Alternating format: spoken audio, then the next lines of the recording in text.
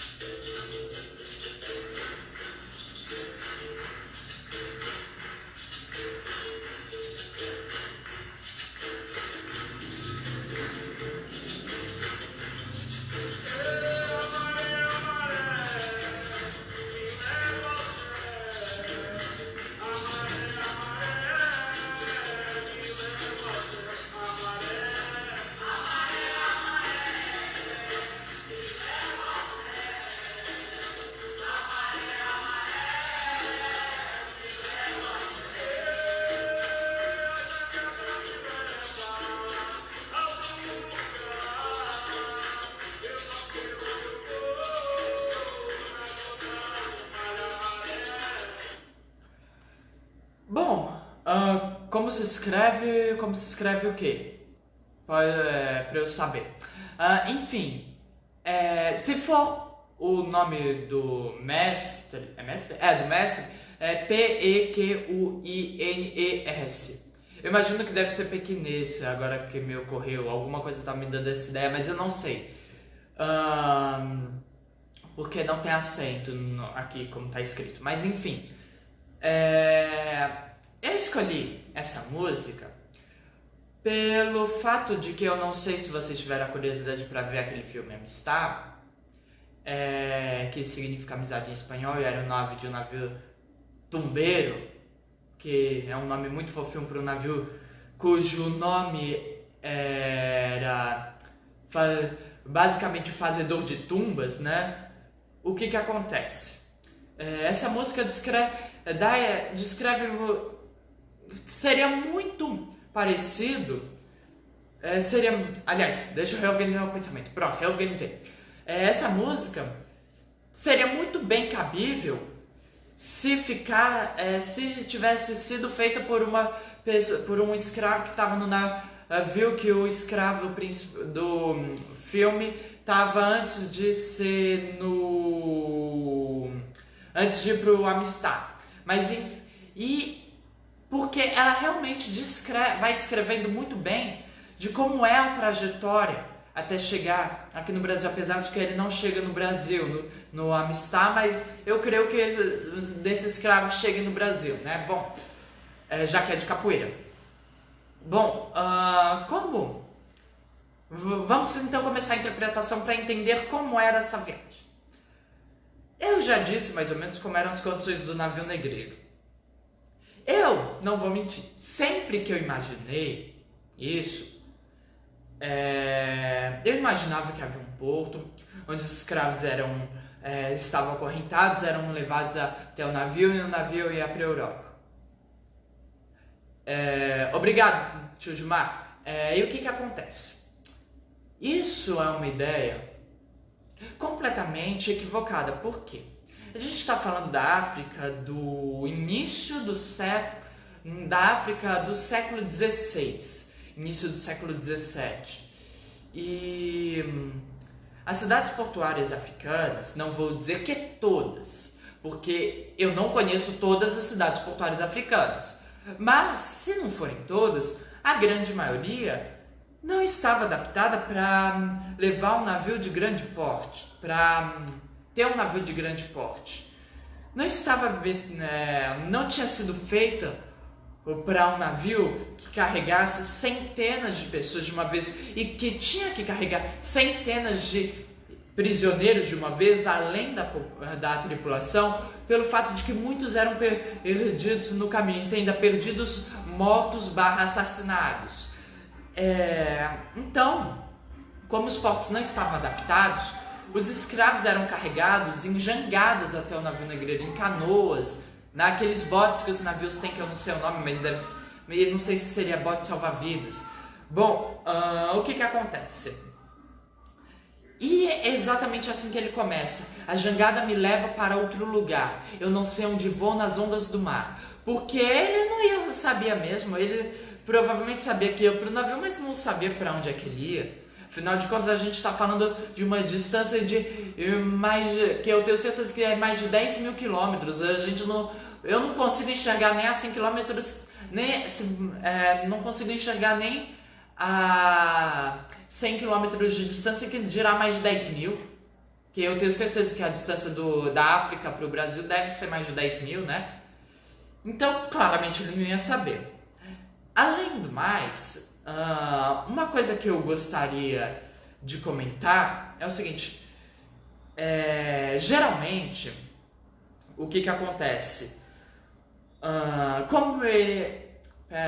Sim, eu não sei se um de vocês teve a curiosidade para olhar, mas eu gosto bastante de arte, gosto bastante de interpretar coisas, como vocês devem ter percebido, né? E se não perceberam, acabaram de perceber pelos meus ditos claros. E eu coloquei uma imagem, que eu não sei se alguém teve curiosidade de olhar, né? Naquela montagem que eu fiz, né?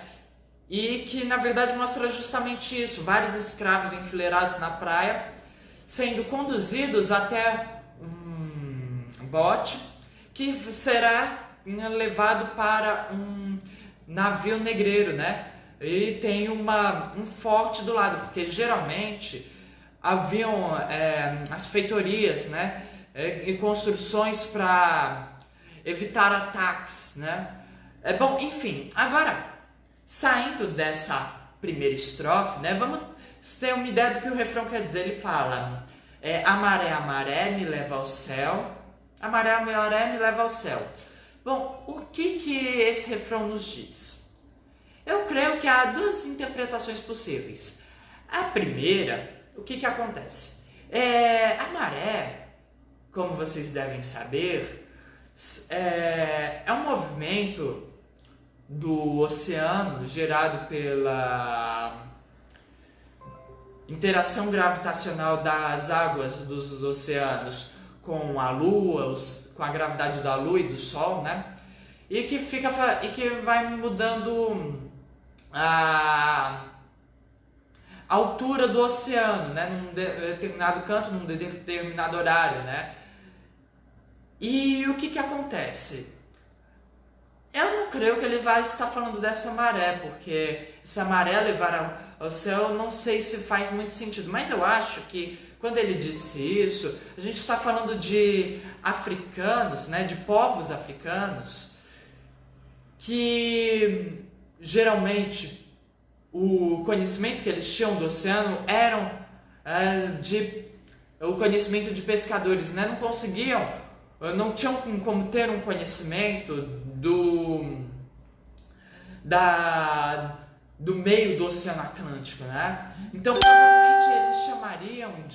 provavelmente eles chamam de maré, aqui é o movimento das ondas que tem no meio do oceano provocado por ventos, tempestades, né? E no caso, quando um barco vai subindo essas ondas, ele vai, de certa forma, levando as pessoas para o céu. E tem uma outra interpretação, não tão poética como a que eu acabei de dar, mas que o que acontece? O céu geralmente é associado ao lugar onde os deuses ou o Deus mora. E, portanto,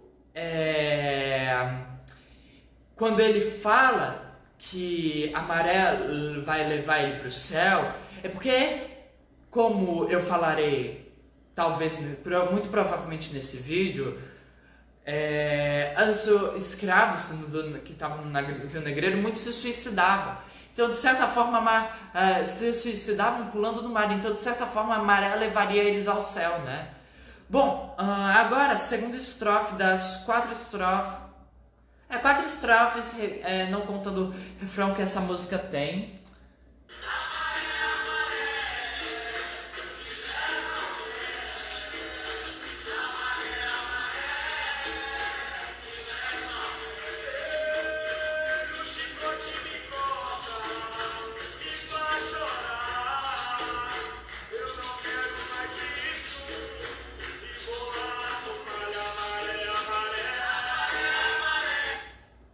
Bom, ele disse: o chicote me corta, me faz chorar, eu não quero mais isso e vou lá pro mar. Eu acho que as 2 primeiras partes são bem claras o que que ele quer dizer. As outras 2 podem não ser, que ele fala, eu não quero mais isso, também é bem claro, né? Mas quando ele fala e vou lá pro mar, ele está falando que ele vai pular do navio e vai morrer afogado, porque é muito melhor isso do que ficar onde ele está. Porque ele fala, o chicote me corta, mas não é só o chicote. Como eu disse no vídeo anterior, os escravos que estavam sendo transportados nesse navio, eles ficavam dentro de um porão escuro, no máximo com luz de vela, mas eu creio que nem isso os portugueses achavam que eles tinham direito de ter. Eles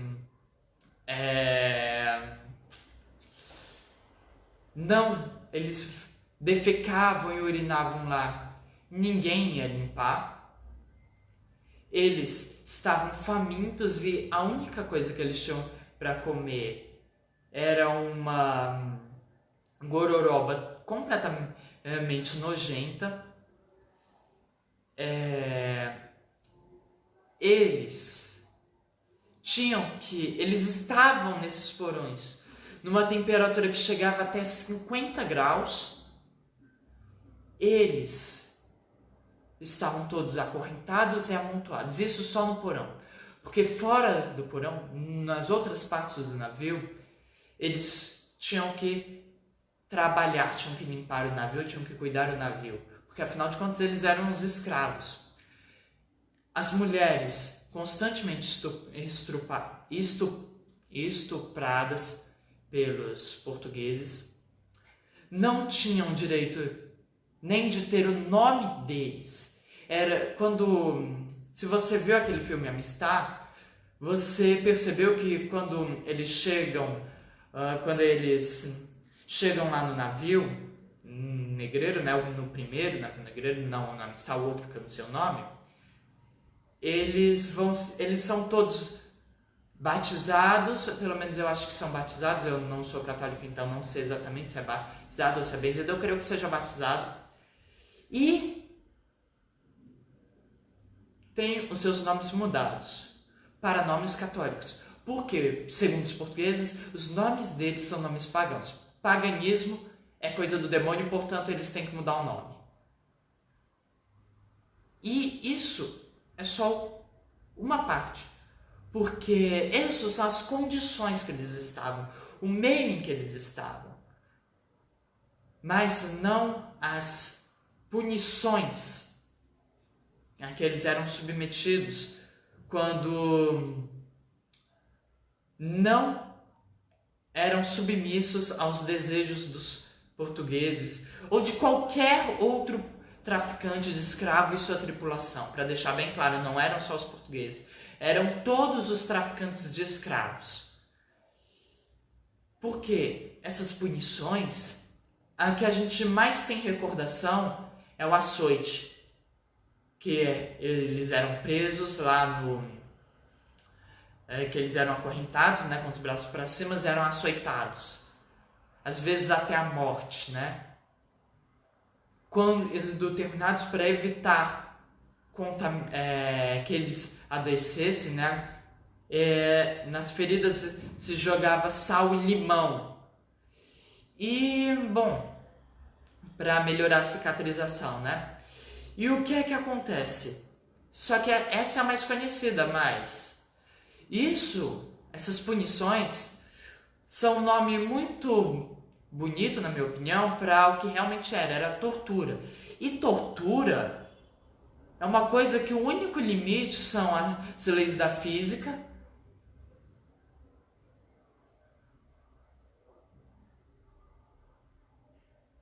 Exatamente, Maria Isadéia, porque segundo a visão deturpada dos europeus da chamada Idade Moderna, todos os pagãos, todos os muçulmanos e todos os que não fossem católicos ou evangélicos, né, no caso protestantes, cultuavam o demônio e por isso deveriam ser punidos, no caso dos muçulmanos, especialmente os muçulmanos. No caso dos indígenas, deveriam ser salvos. E no caso dos povos provenientes da África, que eram politeístas, não eram monoteístas islâmicos, deveriam ser punidos para que assim pudessem ser salvos, né?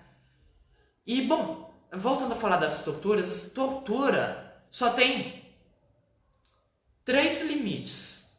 Primeiramente, as leis da física. Você não tem como fazer algo que quebre as leis da física, isso é óbvio. Segundo, a criatividade do torturador. E terceiro, como é que se fala? A crueldade do torturador. E esse é o mais triste de tudo, porque a escravidão, o melhor adjetivo que a gente pode dar à escravidão praticada aqui no Brasil, no caso no meio do Atlântico, é desumana, mas a realidade é que quando a gente fala que isso é desumano, a gente está dizendo exatamente o que isso não é, que é algo humano, porque fomos nós, Homo sapiens sapiens, que fizemos isso. Então, o melhor adjetivo que se pode dar é o único adjetivo que está errado, hein? E, sendo assim, crueldade é uma coisa que não tem limite, né? Dizem que Einstein falou que há 2 coisas que são infinitas no universo, há 2 coisas que são infinitas, o universo e a burrice humana. E eu não creio como dizer algo mais correto que isso, né? Porque os animais, nunca ouvi falar de uma espécie animal que fosse cruel por prazer, que atacasse sem ser pela própria sobrevivência. Eu nunca ouvi falar em uma espécie que seria capaz de torturar os seus próprios para satisfazer suas próprias necessidades.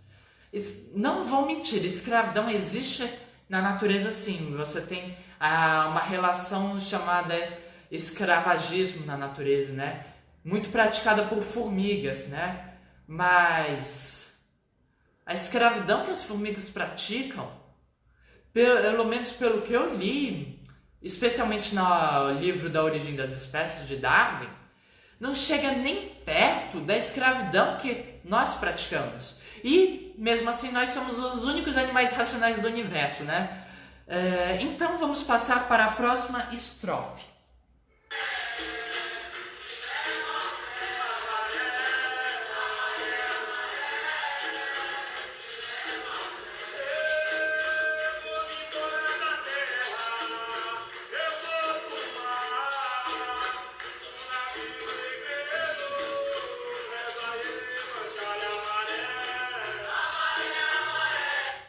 Bom, ele falou, eu vou me embora da terra, eu vou pro mar, no navio negreiro, rezo a Iemanjá.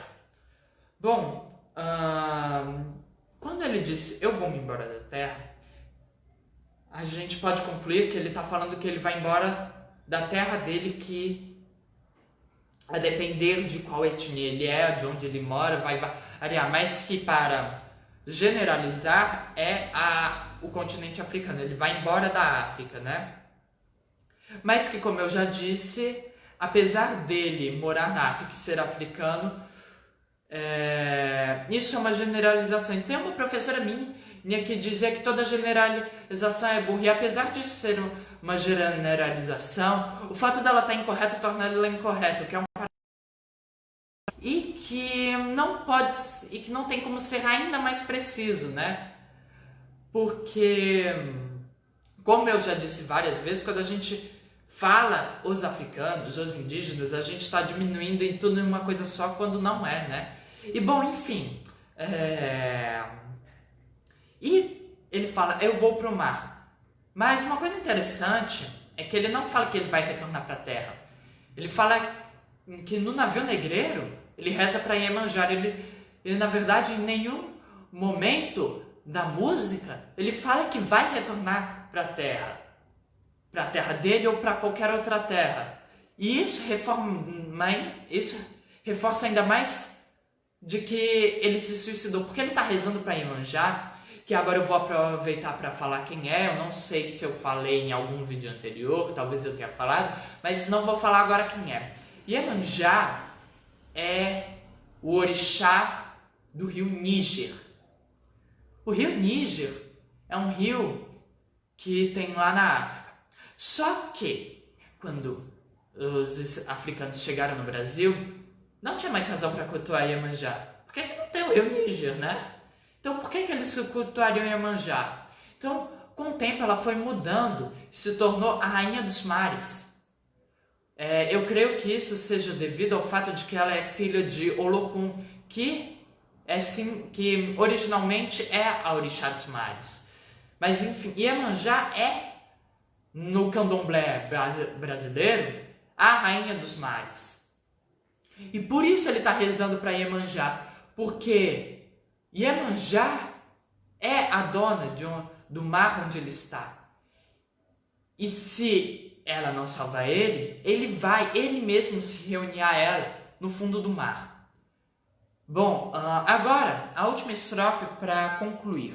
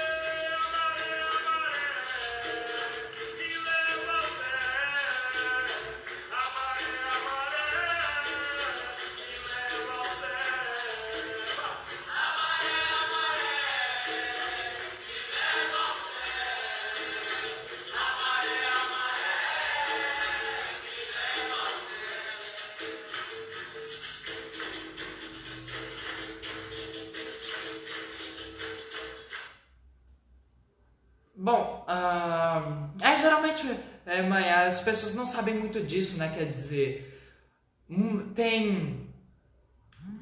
Se minha memória não falha... Pera aí. Pronto, se minha memória não falha, no livro Mitologia dos Orixás. Quem quiser ler, eu aconselho. Tem 3 orixás femininos que representavam Rio Sumer e Iemanjá, que representavam o Rio Níger. Aí as outras, se eu não me engano, era Oiá, ou Yansan, né? E a outra era... Ok, eu vou escrever enquanto eu falo, só tenho que lembrar onde é que... Ah, sim, hoje está aqui. E a outra, era Oxum, isso, pronto. E se não fosse a Yansan, que era a orixá de um rio, né? Então, nesse caso, era Obá. Era Obá? Eu acho que o nome era Obá.